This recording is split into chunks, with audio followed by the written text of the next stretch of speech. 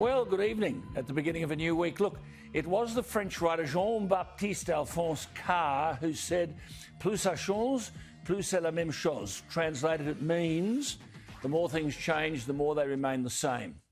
Well, the Prime Minister's comments about brutal truths hang like a dark cloud over this whole Afghanistan episode. As the Prime Minister seeks to recover some ground, he has warned the Chief of the Defence Force, Angus Campbell, that he expects senior officers to be held accountable for alleged war crimes identified in this Brereton inquiry. And the Chief of the Defence Force, Campbell, and the Chief of the Army, Burr, are still talking about 13 serving Special Forces soldiers issued with show cause notices. Now, the Prime Minister is compromised in the sacking of both Campbell and Burr, which should have already happened, because the Prime Minister has not read the report. Yet his comments about brutal truths of evidence that hasn't been tested, those comments have gone all around the world. Why would he apologise to the President of Afghanistan for the contents of a report that he hasn't read? The petition that's been initiated by the multi-decorated former 2 Commando Regiment Commander Heston Russell, opposing the stripping of medals, which we talked about on this program, from the family of fallen soldiers, has attracted more than 50,000 signatures. But the arrogance is breathtaking. Not only is the Chief of Defence, Campbell, apparently working through a list of dozens of senior officers who led Special Forces soldiers at the centre of these allegations, but Campbell, Burr and others refuse to acknowledge the Yamashita Standard. Why doesn't the Prime Minister invoke the Yamashita Standard, accepted by the Geneva Convention, to which we are a signatory? And I quote, "The highest ranking officer is accountable for and should be prosecuted and convicted of the crimes of every officer and soldier under his command," unquote. So who are these senior officers that Campbell is chasing down? And if the so-called breaches of the law of armed conflict took place over the period 2005 to 2016, the period under investigation, who were in command? Well, let me tell you, there were all up 11 major generals or brigadiers or rear admirals, including Angus Campbell. Every one of them has a DSC, a Distinguished Service Cross, for the same language used each time, quote, exceptional service in the command of Joint Task Force 633. Now, 633 was the Middle East Operation Joint Task Force, which included Afghanistan. 11, I call them Starched Shirt Brigade, were all in charge, most for no more than a year during the period under investigation. Campbell, one of the people in charge, is now supposed to be working through dozens of senior officers who should be held accountable and how they should be punished. What a coincidence. It doesn't include any of the 11 brigadiers, major generals or rear admirals. Why does Brereton argue that responsibility for the alleged war crimes, quote, does not extend to higher headquarters, which exonerates all the people I've mentioned, but rejects the Yamashita Standard? Brereton goes to great lengths to exonerate the operational chain of command, right up to when the now Chief of the Defence Force, General Campbell, was then commander of all Australian forces in Afghanistan and the Middle East. Prime Minister Morrison had better answer whose side he is on, and he should tell the whole truth about this report, which highlights that our special forces were required to conduct all offensive operations, fighting the Taliban and the insurgents, despite the fact that some of these missions could have been easily accomplished by our conventional forces, by any of our many thousands of infantry troops. But the government and the likes of Campbell and Co ordered the special forces due to their elite training and experience, and would therefore likely sustain fewer casualties. Has the Prime Minister and the Starched Shirt Brigade told the Australian public about the tens of thousands of missions conducted by our special forces, or the thousands of insurgents and terrorists they killed, let alone any of the local prisoners, civilians and children that they saved from Taliban oppression? All we ever heard of was one of our heroes died. In fact, we inhumanely judged the success of our special forces by the number who died during Australia's longest war, 21. And Campbell and the Starched Shirt Brigade, presumably with the endorsement of the Prime Minister, are going to strip the meritorious unit citation from 20 of these. Some of our men were deployed as many as 12 times. Now, let me tell you this. each member was supposed to observe a 12-month non-deployment period back in Australia so as to enable them to effectively, quote, decompress, to help them wind down and support their longer-term mental health. But what the public aren't told is we had fewer than 800 fully trained and qualified Special Forces men at any one time. So what happened? There were 20 Special Operation Task Groups. So the senior officers back home, the starched shirts, waived the 12-month non-deployment period. Dozens of these waivers were approved and the men were redeployed within 6 months or even less. Many of them tell me they were deployed under a waiver for each of their deployments to Afghanistan. Now remember, that lot I've named with DSCs, senior army generals, apparently bear no responsibility for what happened on the ground because they were too far away. What did Brereton say?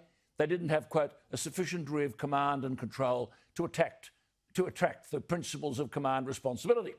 Unquote, conveniently ignore the Yamashita Standard. But they still received medals for their command and leadership in action. The Brereton Report does make mention that multiple and continuous rotations of these men into war may have had a contributing effect. But there's no responsibility for those who are commanding all the Australian forces in Afghanistan and should have reported the overuse of our special forces in roles that could have been fulfilled by other less exhausted units. Perhaps as they passed through their air-conditioned headquarters in Dubai, these quote-unquote leaders might have reviewed those being asked to serve in a war. That is, the real war, where the enemy is trying to kill you.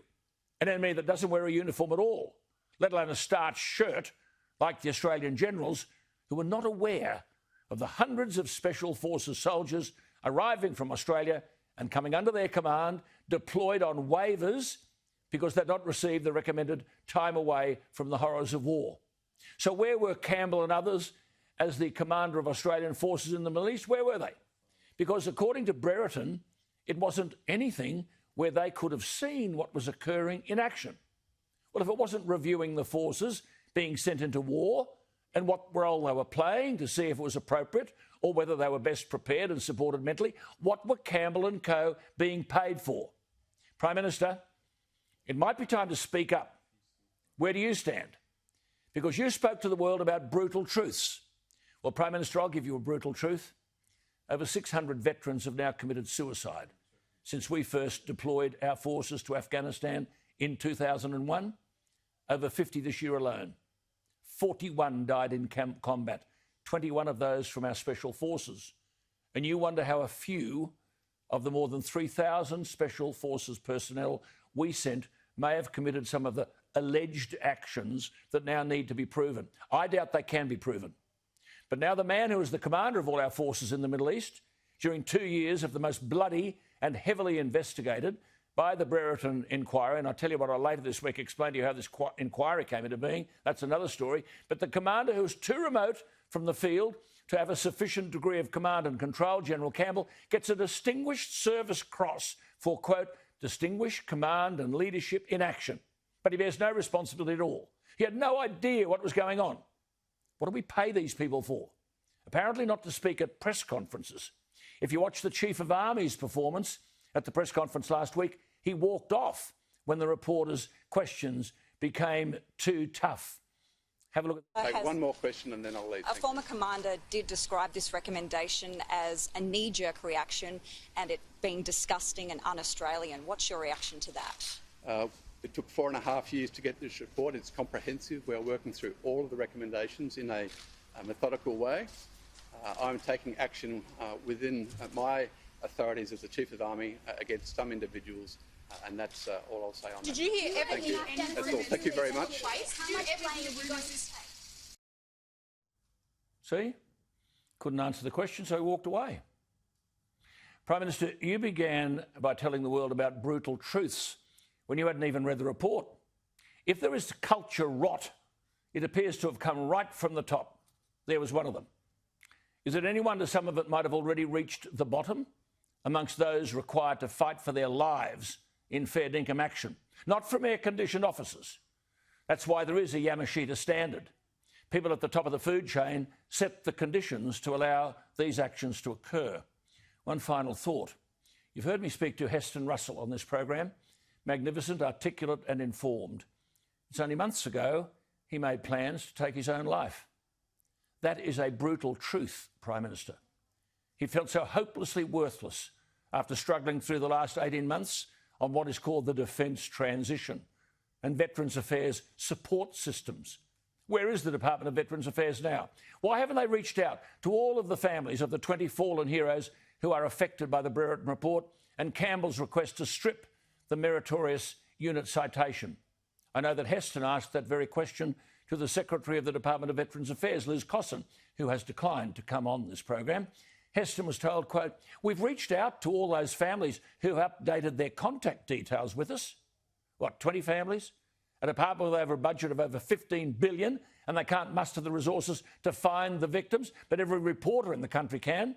Last year, Liz Cosson, the Secretary of the Department of Veterans Affairs, who takes home a pay packet of $720,000 a year, stated openly, "If I'm still part of the problem in 12 months, I'll hand over." Well, Prime Minister, she's got to go too, along with Campbell and Burr. And the longer it takes you, PM, to remove them from their indulged positions, the longer it is that you become part of the problem. I repeat, Prime Minister, the brutal truth's not in the Brereton Report.